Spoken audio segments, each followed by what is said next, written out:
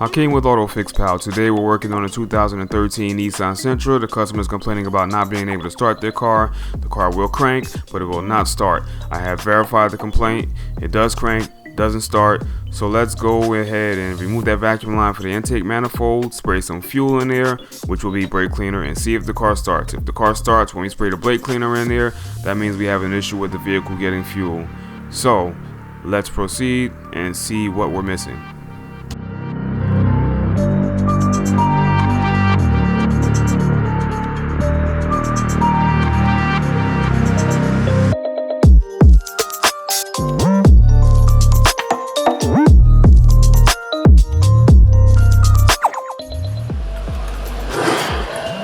All right, go ahead.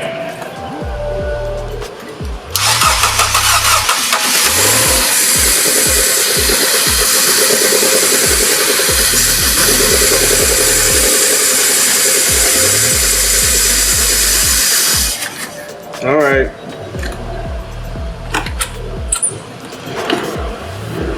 All right, so now that we have determined that the reason we are not starting is because we're not getting fuel to the fuel rail. And the reason we're not getting fuel to the fuel rail is probably because the fuel sender on this 2013 Nissan Sentra is no good. 2013 to 2015 Nissan Sentras have problems where the fuel sender will burn out and essentially leaving the customer believing that they have gas in the car when they don't have any gas in the car.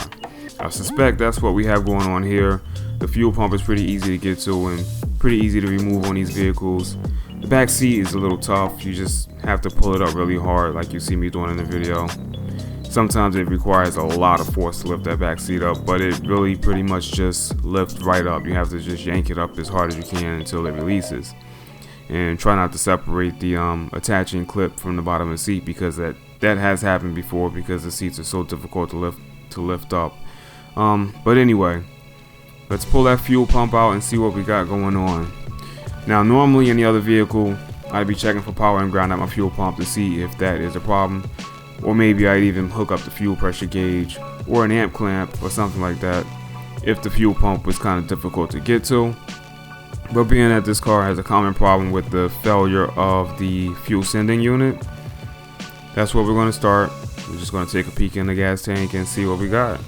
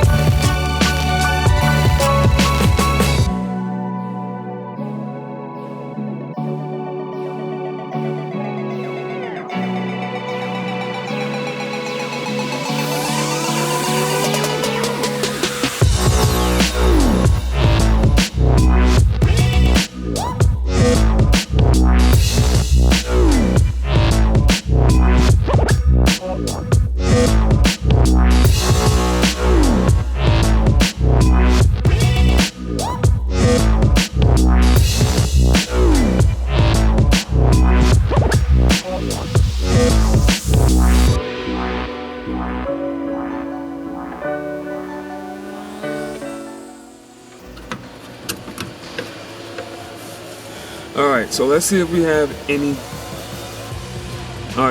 we have any fuel pressure when we disconnect the line. I suspect we probably won't have any fuel pressure in there. There should be quite a bit of pressure. It should be spraying out when you disconnect the line, and I'm pretty sure we're not going to have that. So let's do that. I'm not going to pull out any electrical equipment to test this because this is such an easy vehicle to do, easy to get to. If this was one of those vehicles where I would have to drop the gas tank, then I would be doing my testing up under the hood before I even got to the back of the car, just to make sure that I had a reason to go to the back of the car, because I don't want to go to the back of the car and start pulling the fuel tank down without any justification. I got to know that I'm not giving fuel before I go that route. But fuel pumps on these cars fail quite often. Not often to the point where you shouldn't be buying this car. It's still a good car, but they fail often enough to the point where I would suspect a fuel pump before anything else.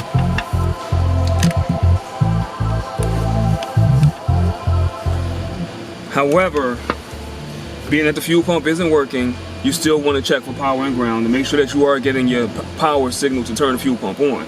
Because without that, you won't have any pressure there either way. Let me get back into the frame. All right, can you see me now? All right, anyway, so you still want to check and make sure you got your power and ground at the fuel pump. You can tell what the power and ground is on most vehicles by the thicker wires. The two thicker wires are usually going to be the power and ground for the fuel pump because they need to be able to sustain current flowing through them. So they're going to use thicker wires, and thinner wires are going to be for the fuel pump sender. Fuel pump sender, fuel tank, fuel level. The fuel level sender and the fuel temperature sensor. If your car has a fuel temperature sensor, most vehicles have a fuel temperature sensor, I believe. I think most vehicles. So anyway, two thicker wires, power and ground. Check those while you're cranking the car. You should have power and ground. I already know that's good on this car. I already checked this car out. But we're gonna run through the motions, show you guys how to diagnose a fuel pump quickly on a vehicle where the fuel pump is easy to get to.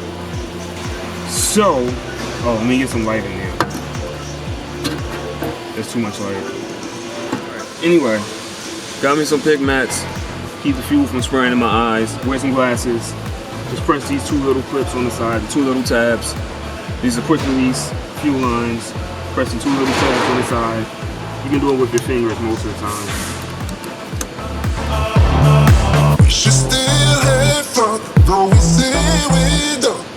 And then slide it back slowly. I'm gonna hold this right there. Let me let you guys see. See, look at that. Oh. It had a little something, but that's not enough to start the car up. So let's go ahead, put our fuel pump on, and start the car up.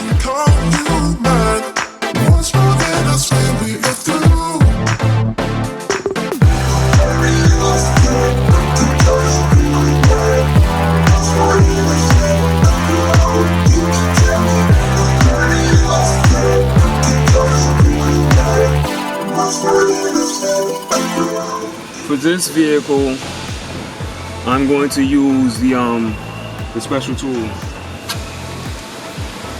Can you see that?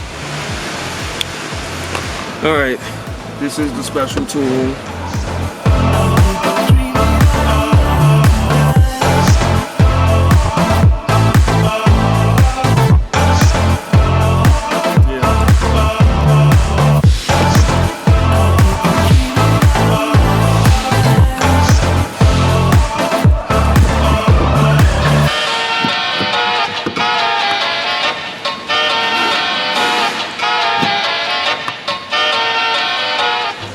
Counterclockwise to take it out.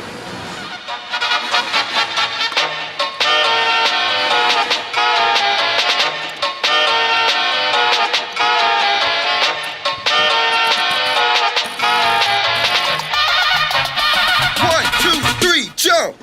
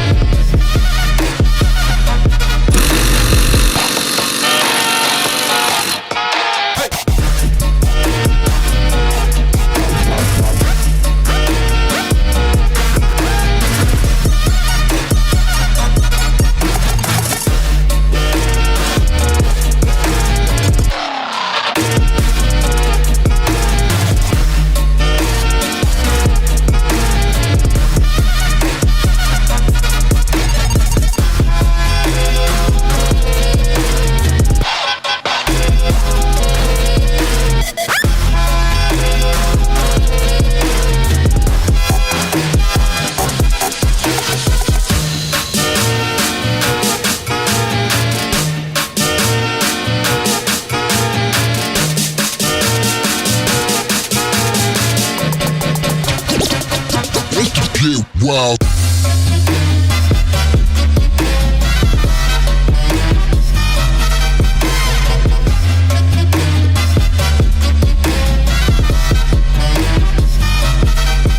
Yeah, just as I suspected. No gas. The reason why these fuel pumps on these don't usually fail. It's usually the fuel sender, and what happens is the customer's gauge will be reading like half a tank, but when you actually look inside the gas tank, there's nothing in there, and the fuel pump comes with the sender. So what I'm gonna do is put a new fuel pump assembly in it with a new sender, and we'll be good to go. Put some gas in it too, obviously.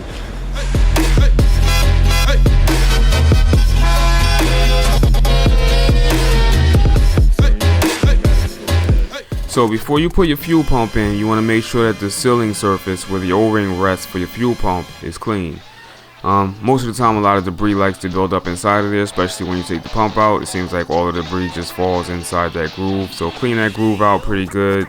Then put your new O-ring in, then put your new fuel pump in. And if you do get any debris inside the fuel tank, make sure you clean that debris outside of the fuel tank. Clean it out of the fuel tank, not outside of the fuel tank. Clean it out of the fuel tank, don't leave it in there. And yeah, that's it.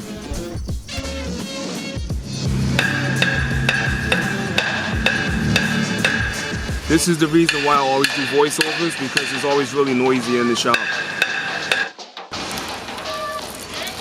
FYI, fuel pump doesn't come with a new seal. There's the part number.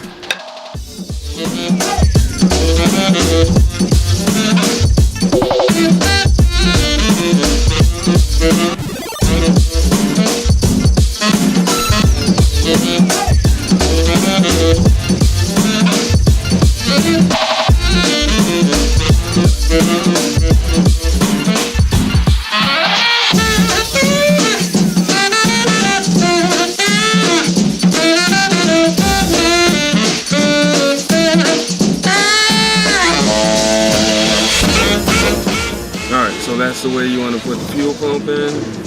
This way. Tuck the float inside first, like that. And walk it down. Come back here.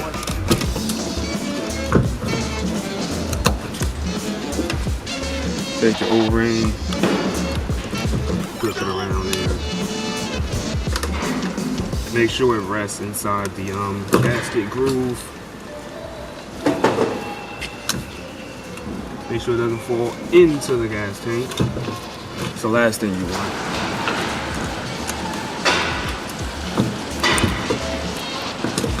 Alright, so let me get my ring.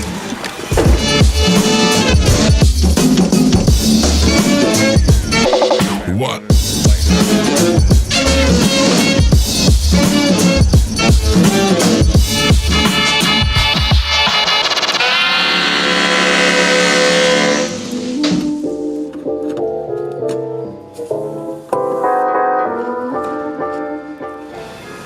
You know what? I'm going to show you guys how this ring fits into the tool. Where's the tool at? Just like that.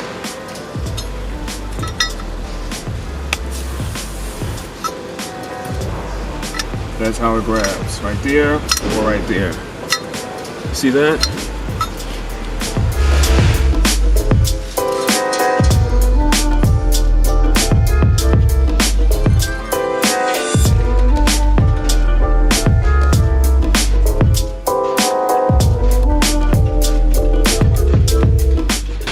FYI, your new fuel pump does not come with the quick release retaining clip for the fuel line, so you're going to have to take the quick release retaining clip off of the old pump.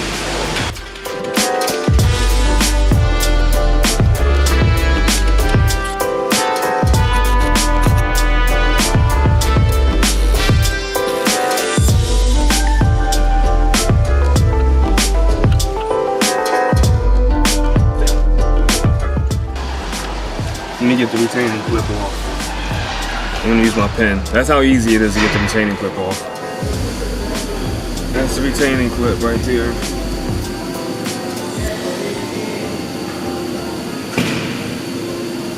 Just slide it right over.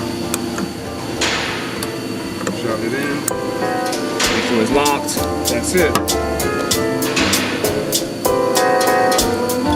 Plug it in.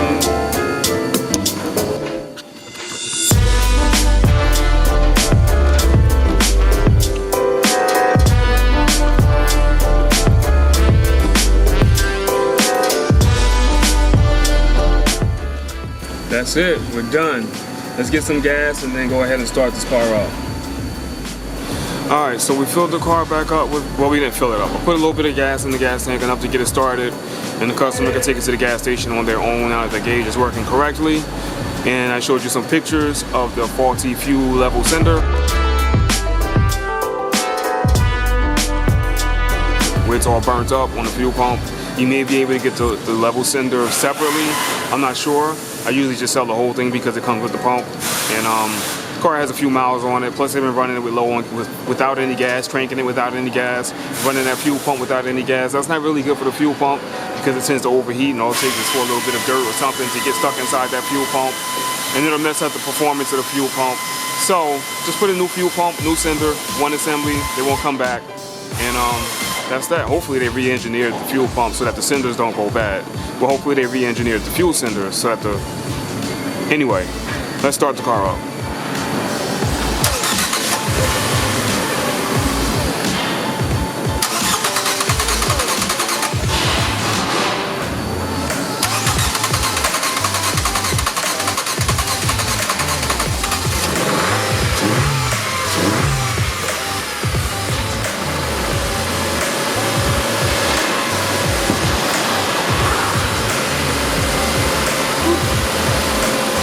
Took a little bit of cranking to get it started because of all of that brake cleaner I sprayed in there.